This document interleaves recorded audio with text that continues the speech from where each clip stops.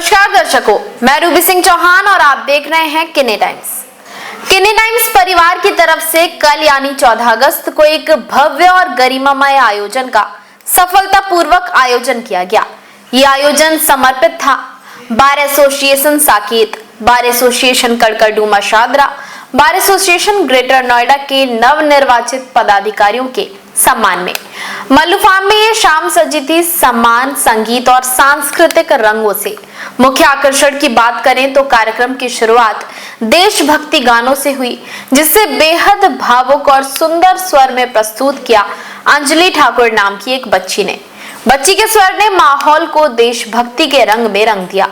इसके बाद मंच पर आई जनता के दिलों की धड़कन, लोकप्रिय गायक सोनू सम्राट, जिन्होंने अपने सुरों से समा बांध दिया। किरण सिंह तंवर जी, जो चैनल के मुख्य संपादक हैं, उनके द्वारा नवनिर्वाचित पदाधिकारियों को पगड़ियां पहनाकर मोमेंटो भेंट कर सम्मानित किया गया। ये क्षण सभी के लिए गर्व और प्रेरणा से भरा था। वहीं अगर मुख्य अतिथियों की बात करें तो bar association Saket, bar association Karkardooma Shahdara, bar association greater Noida के कई बड़े दिग्गज वकीलों ने शिरकत की। साकेत बार एसोसिएशन के नवनिर्वाचित अध्यक्ष पद के राजपाल कसाना जी क्या कुछ बोले, आइए सुनाते हैं। सर, वकीलों के सम्मान में ये कार्यक्रम किस तरीके से देखते हैं आप? वकीलों के सम्मान में ये कार्यक्रम एक सामाजिक तौर पर दूसरे स्वतंत्रता दिवस की 79th वर्षगांठ की पूर्व संध्या पर यह कार्यक्रम आयोजित किया गया है और वकीलों के बारे में बताया गया है कि वह वकील समाज की क्या सेवा करते हैं। क्या कुछ कहेंगे किन्नी टाइम के लिए जो ये कार्यक्रम करवा रहे हैं? हम किन्नी टाइम्स के बहुत आभारी हैं कि दिल्ली के सारी बारों के नवनिर्वाचित पदाधिकारी आए हैं, गौतम बुद्ध नगर बार के आए हैं, उन्होंने हमारा स्वागत किया है। हम उनको तहे दिल से शुक्रिया अदा करते हैं। सर, जिस प्रकार नवनिर्वाचित जितने भी सदस्य हैं साकेत बार एसोसिएशन के, ये साकेत बार की किन व्यवस्थाओं में सुधार लाने का जो है प्रयास करेंगे? हम जो भी अपने मेंबर्स के वेलफेयर के लिए हैं वो पूरे प्रयास करेंगे। दूसरे बेंच और बार के रिलेशनशिप अच्छी रहनी चाहिए, अननेसेसरी की स्ट्राइक नहीं होनी चाहिए और जो भी मूलभूत सुविधा हैं वो सारी पूरी होनी चाहिए, जैसे पानी की है, टॉयलेट की है, लिफ्ट की है, जो सारी। सर, जिस प्रकार लगातार आप देख रहे होंगे, चाहे वकील हो चाहे वो मीडिया के पत्रकार हो, लगातार उन पे पुलिस द्वारा झूठी एफआईआर दर्ज की जाती है। क्या इस विषय में भी आपका कोई आगे कदम रहेगा? हमारा कदम ऑलरेडी हमने उठा लिया है। हमने दोनों डीसीपीओ को, डीसीपी साउथ को, डीसीपी साउथ ईस्ट को कहा कि हमारे वकील भाई पर कोई भी एफआईआर हमारी बगैर कंसेंट के ना हो, तब तक हम ये ना बता दें कि भाई ये सही है या गलत है, तब जो करना। बगैर वकीलों के, बगैर बार के पदाधिकारियों के कोई एफआईआर नहीं हो सकती और बार के पदाधिकारियों को बताया जाएगा कि आपके मेंबर के खिलाफ ये एफआईआर दर्ज है। तो ये आपने राजपाल कसाना जी को सुना। अब सुनाते हैं जनपद दीवानी एवं फौजदारी बार एसोसिएशन में अध्यक्ष पद पर निर्वाचित प्रमेंद्र भाटी जी को। कुछ कहना है, जैसे आज ये प्रोग्राम आयोजित किया गया है वकीलों को सम्मानित करने, भारत की स्वतंत्रता की पूर्व संध्या पर जो किन्नी टाइम्स द्वारा सम्मान समारोह आयोजित किया गया है वो बहुत महत्वपूर्ण और भव्य आयोजन है। उसके लिए हम आयोजक कर्ताओं को और आए हुए समस्त मीडिया बंधु और दूर दराज से आए हुए सभी अधिवक्ता साथी और समाज के जागरूक व्यक्तियों का अभिनंदन करते हैं, वंदन करते हैं। और निश्चित तौर पर ऐसे कार्यक्रम जो है समाज को एक जागरूकता का परिचय देते हैं और देश के प्रति और एक दूसरे के सम्मान के प्रति एक दूसरे को सजग करते हैं। ऐसे भव्य आयोजन हमेशा होते रहने चाहिए। ये समाज को पथ प्रदर्शक का कार्य करते हैं और निश्चित तौर पर मैं पुनः धन्यवाद देता हूं किन्नी टाइम्स को। एक बतौर बार एसोसिएशन अध्यक्ष नोएडा गौतम बुद्ध नगर, निश्चित तौर पर इन्होंने एक प्रेरणा का काम किया है और मैंने मंच से भी बोला था कि निश्चित तौर पर आप सबको भी हम आमंत्रित करेंगे एक दिन गौतम बुद्ध नगर की बार एसोसिएशन में और इस तरीके के आयोजनों को लगातार इस कड़ी को आगे बढ़ाते रहेंगे, समाज को जागरूक करते रहेंगे। ये खाली सम्मान समारोह नहीं था, समाज में अधिवक्ता और जनता के मध्य वादकारी को किस तरीके से हम न्याय की दिलाने में अपना महत्वपूर्ण योगदान दें, इसके लिए हमें प्रेरित करता है और जनता को इस बात के लिए हम लोगों को इस तरीके का कर्तव्य निभाने के लिए लगातार ऐसे कार्यक्रम आयोजित करते रहने चाहिए और निश्चित तौर पर लोकतंत्र में न्यायपालिका की और अधिवक्ता का एक विशेष स्थान होता है और इन कार्यों को हमें आगे बढ़ाना और लगातार हम लोग बढ़ाते रहेंगे। प्रमेंद्र भाटी जी कई लोगों के लिए हमेशा से प्रेरणा रहे हैं।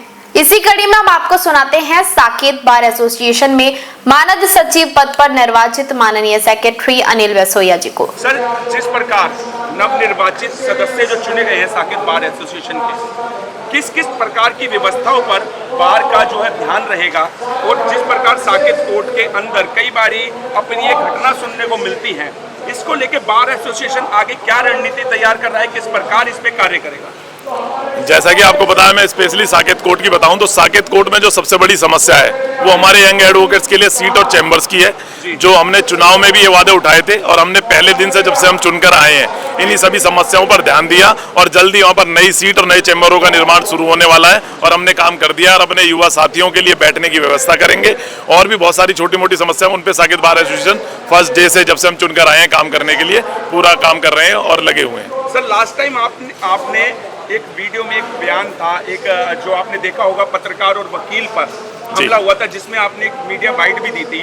तो जिस प्रकार दिल्ली पुलिस के द्वारा लगातार वकीलों को और पत्रकारों पर झूठी एफआईआर दर्ज होती है या कुछ असामाजिक तत्वों द्वारा उन पर हमले किए जाते हैं, इस बात को लेकर कितना हम आपको मान सकते हैं कि आप इस बात को लेकर उठाएंगे और इन झूठी एफआईआर या फिर जो होने वाले हमले हैं इन पर भी आप कोई कड़े कानून की मांग करेंगे?